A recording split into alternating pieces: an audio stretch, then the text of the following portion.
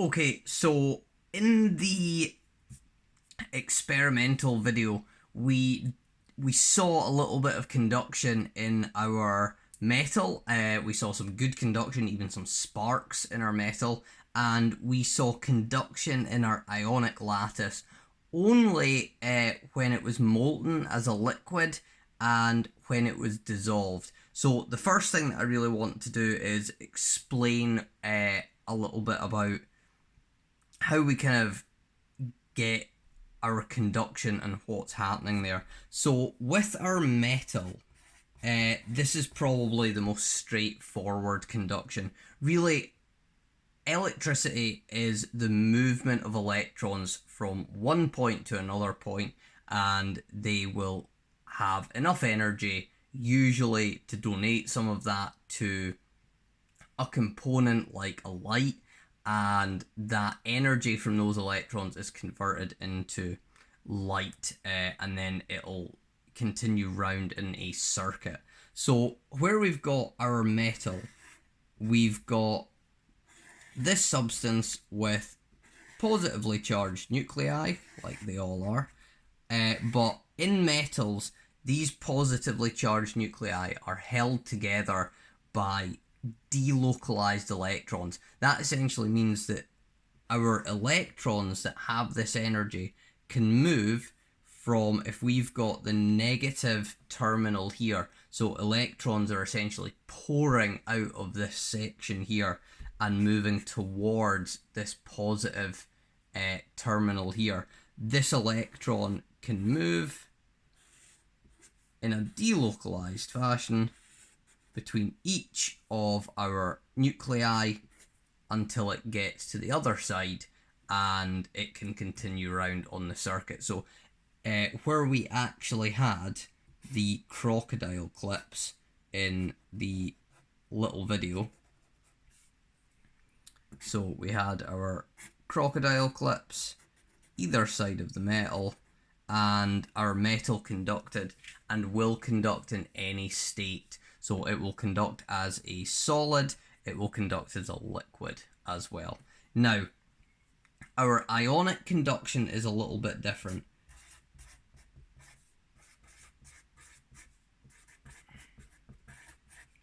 And this can be explained by the movement of charged particles. So where we've got our ionic lattice, which, if you remember, our ions are held together in this lattice structure. Positive, negative, positive, negative, negative, positive, negative, positive, positive, negative, positive, negative, negative, positive, negative, positive. When we place this if, and this is a big if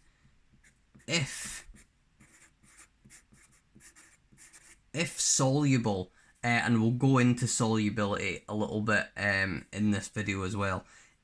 If this lattice structure is soluble in water, what will happen is essentially all the ions will break apart from this lattice, and they will be able to move freely as ions within the water. So if we've got our little bowl,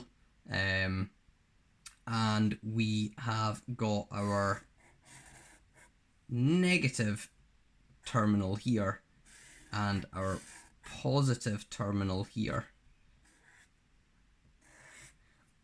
we need to allow for the fact that we see conduction. Now, it's not necessarily that the electrons are coming out of this terminal and moving to the positive like we have in the metal.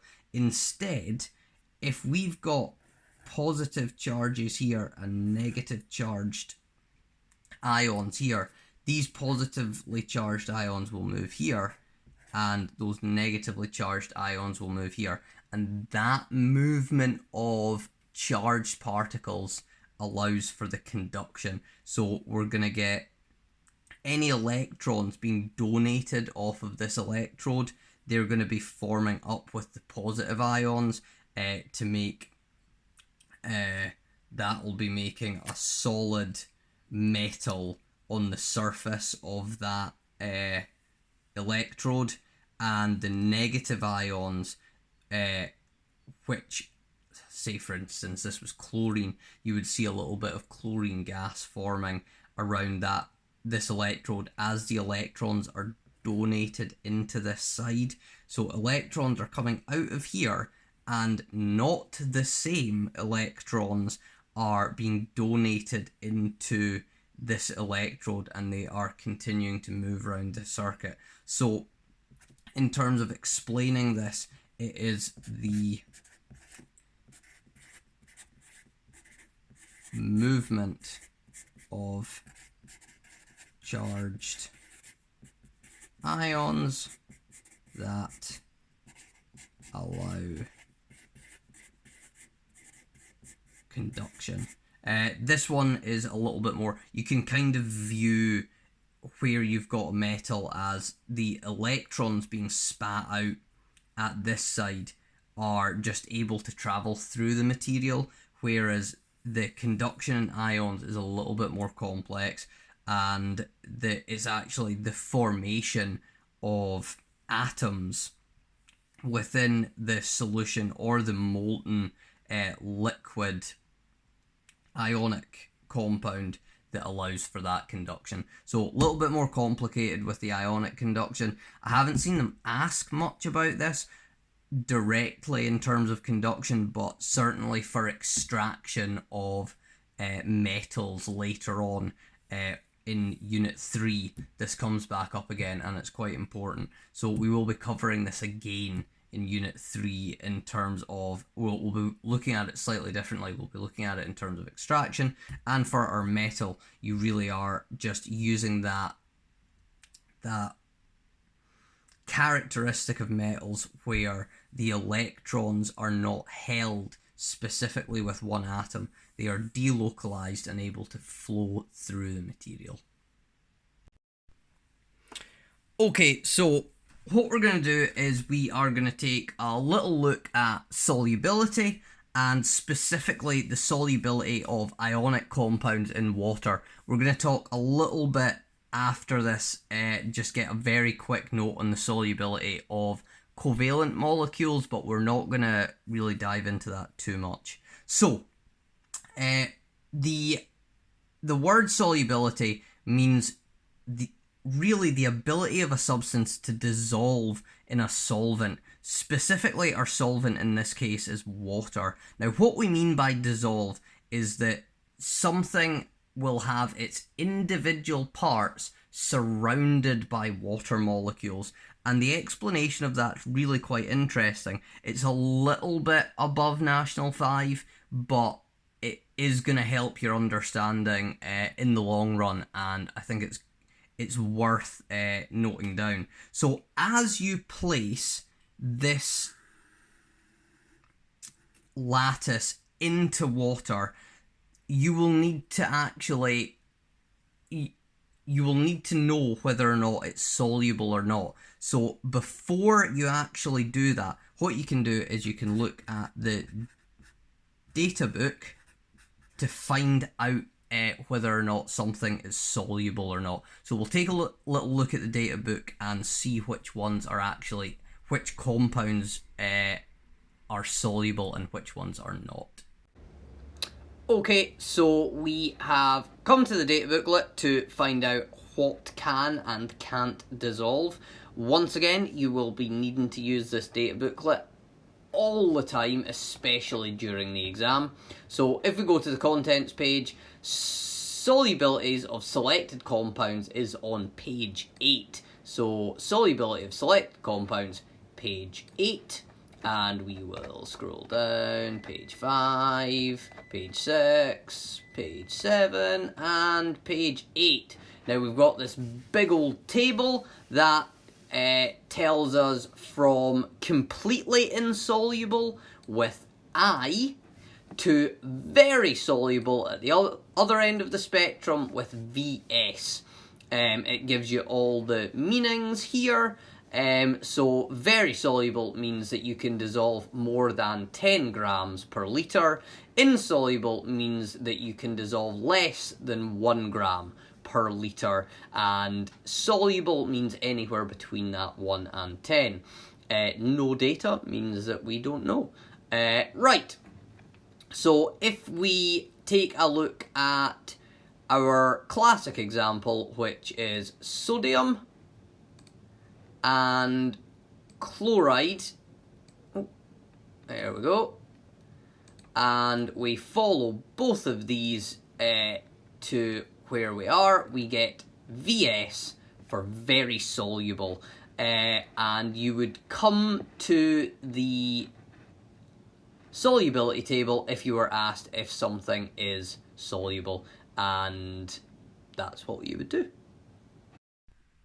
So now that we've seen that page in the data booklet, we'll use sodium chloride as it's one of our easy examples. We know that that is soluble in water, which means the lattice structure will break down and those individual ions will be surrounded by water molecules. Now, what you'll notice in the diagram here is I have my positively charged metal ions being surrounded by water molecules, but specifically the oxygen is orientated towards the positive charge here, and the hydrogens are orientated towards the negative charge here. Now that can be explained by a little bit of explanation of how the electrons are shared in the water molecule. So the electrons are not actually equally shared.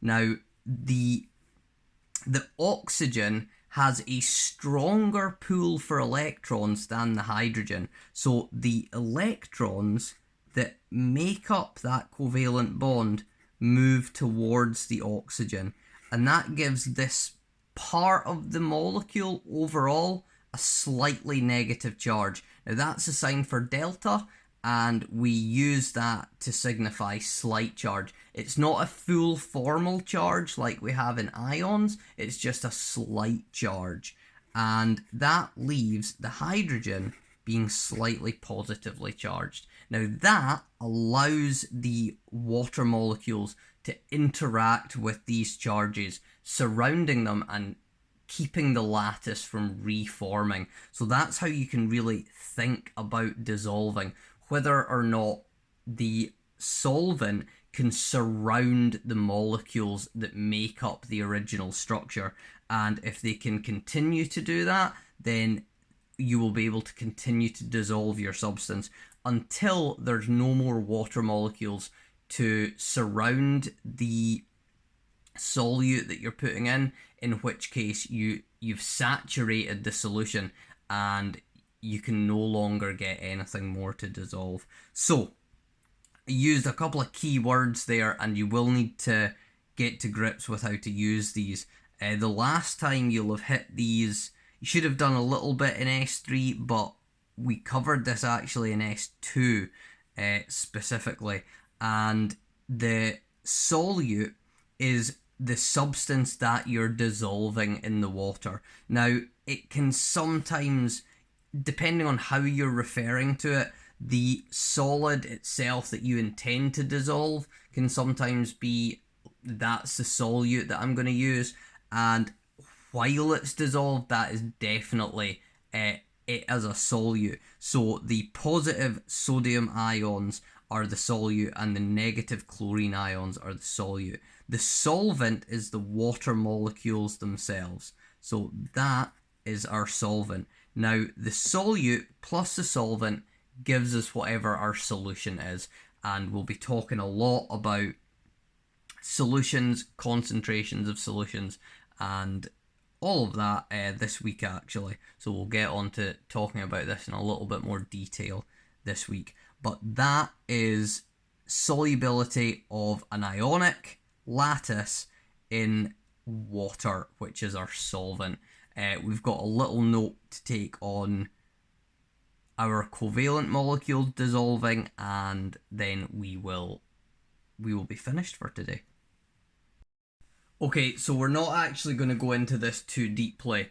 we're just, especially at the moment, we're just going to make a statement that covalent molecules, they may dissolve in water. There are lots and lots of covalent molecules that can dissolve in water, and we can actually take a look at the and we will specifically take a look at the solubility of some hydrocarbons in water in Unit 2. However, more often, if you're wanting to dissolve a covalent substance, you are going to need to use a different solvent other than water. So you might be using, one of the classic ones is